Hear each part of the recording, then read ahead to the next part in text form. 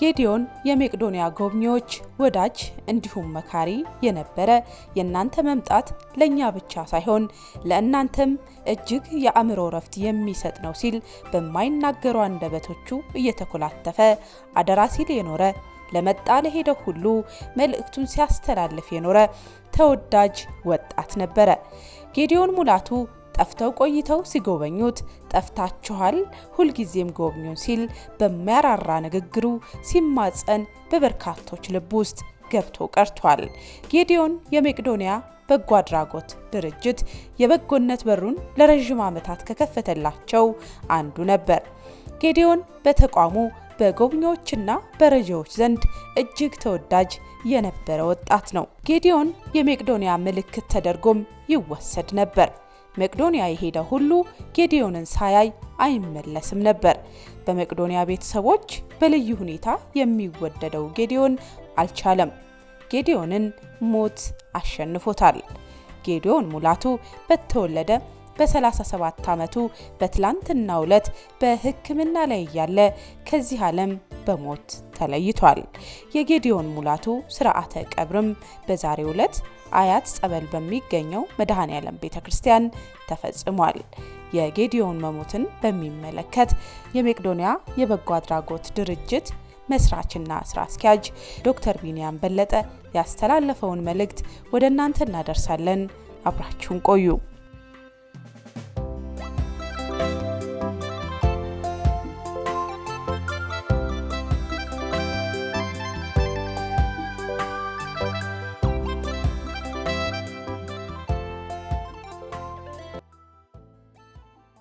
በመቄዶንያ ማህበረሰብ በጎብኚዎችና በረጂዎች ዘንድ ተወዳጅ የነበረውና የመቄዶንያ ቀደምት ተገልጋይ የነበረው ጌዲዮን ሙላቱ ማረፉ ሲሰማ በርካቶች ሀዘናቸውን ገልጸዋል።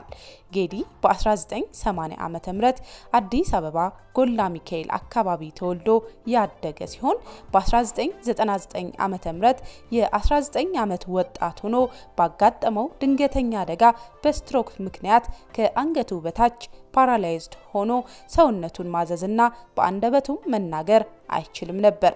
እናትና አባቱ ከሱ ጉዳት በፊት ስለሞቱ አክስቱ እየተንከባከበችው ጎላ ሚካኤል በሚገኘው ጠባብ ቤት ውስጥ ለብዙ ዓመታት የአልጋ ቁራኛ ሆኖ እየተሰቃየ የኖረ ሲሆን በ2005 ዓመተ ምህረት ወደ መቄዶንያ ማዕከል ሲገባ መናገር የማይችለው ጌዲ ደስታውን የገለጸው በብዙ እንባ ነበር።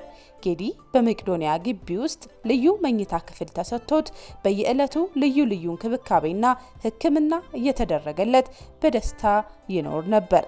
በተለያዩ ትልልቅ ሆስፒታሎች የልብ ሕክምና ሲደረግለት የነበረ ሲሆን በጥቁር አንበሳ ስፔሻላይዝድ ሆስፒታል በድንገተኛ ሕክምና ክፍል ተገኝቶ ልዩ ክትትል እየተደረገለት በትላንትናው ዕለት ሚያዝያ 4 ቀን 2017 ዓ.ም ረፋድ 5 ሰዓት ላይ በሕክምና ላይ ያለ በ37 ዓመቱ ከዚህ ዓለም በሞት ተለይቷል። ሕይወቱን ለማትረፍ የጥቁር አንበሳ ስፔሻላይዝድ ሆስፒታል ስፔሻሊስት ሐኪሞችና የጤና ባለሙያዎች ከፍተኛ ርብርብ አድርገው የነበረ ሲሆን ላደረጉት ርብርብ እጅግ ምስጋና እንደሚገባቸውም መቄዶንያ አስታውቋል። ቤቱ ባንተ ደምቆ ውርፍ እንዳላልኩኝ ቤቱ ባንተ ደምቆ ውርፍ እንዳላልኩኝ። የዛሬ 6 ወር አካባቢ የጌዲዮን ልደት በደማቅ ሁኔታ ነበር የተከበረው። ጌዲዮን አሁን በሕይወት የለም። ጌዲዮን እናትና አባቱ በድንገተኛ አደጋ ሲሞቱ ነበር። በቤተሰቦቹ ሀዘን ምክንያት ስትሮክ መጥቶት ሰውነቱ ፓራላይዝድ ሆነው ከዚያም ለ12 ዓመታት በመቄዶንያ እንክብካቤ እየተደረገለት ቆይቶ በትላንትናው ዕለት ከዚህ ዓለም በሞት ተለይቷል።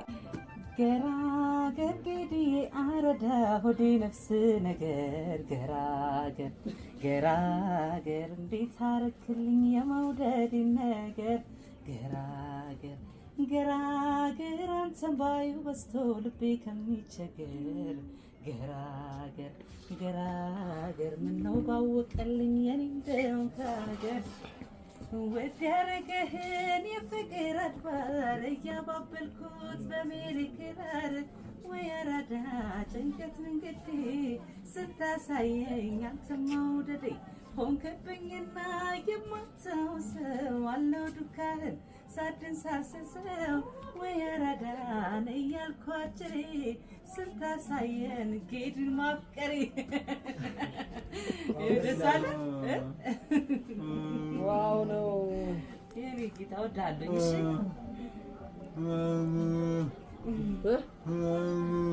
ናሙና ናሙና ያስፈልገው ኦሪጂናሉ ነው። የጌዲዮን ሙላቱ ስርዓተ ቀብርም በዛሬው ዕለት ተፈጽሟል። በመቄዶንያ የአረጋውያንና የአእምሮ ህሙማን መርጃ ማዕከል ቀደምት ተገልጋይ የነበረው የጌዲዮን ሙላቱ ስርዓተ ቀብር መቄዶንያ የአረጋውያንና የአእምሮ ህሙማን መርጃ ማዕከል ፊት ለፊት በሚገኘው አያት መድኃኔዓለም ቤተክርስቲያን በዛሬው ዕለት ተፈጽሟል። በስርዓተ ቀብሩ ላይ የመቄዶንያ የአረጋውያንና የአእምሮ ህሙማን መርጃ ማዕከል መስራችና ዋና ስራ አስኪያጅ ዶክተር ቢኒያም በለጠ ተገኝቶ ሐዘኑን ገልጿል። ጌዲዮን ለመቄዶንያ ምልክት እንደነበረና እሱ በመለየቱም ከፍተኛ ሐዘን እንደተሰማውም ገልጿል። ዶክተር ቢኒያምን ጨምሮ የማዕከሉ አረጋውያን እንዲሁም ወዳጆቹ ተገኝተው ስርዓተ ቀብሩ በዛሬው ዕለት ተፈጽሟል።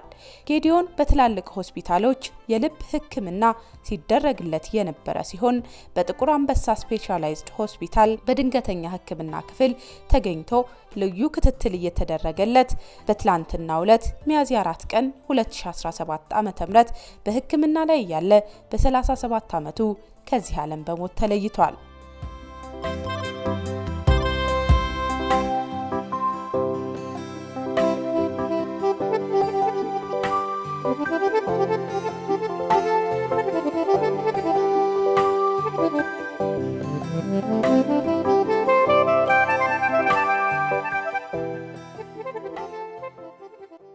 ለመቄዶንያ መስራቾች ቢኒያምና ኢሌኒ፣ አረጋውያኑና አእምሮ ህሙማኑ፣ ለመቄዶንያ ሰራተኞችና በጎ ፈቃደኞች እንዲሁም ለጎብኚዎችና ለለጋሾች በሙሉ መጽናናትን እንመኛለን። ፈጣሪ ነፍሱን በአጸደ ገነት ያኖርልን። የጌዲዮን ሙላቱ የቀብር ስነ ስርዓትም በዛሬው ዕለት ተፈጽሟል።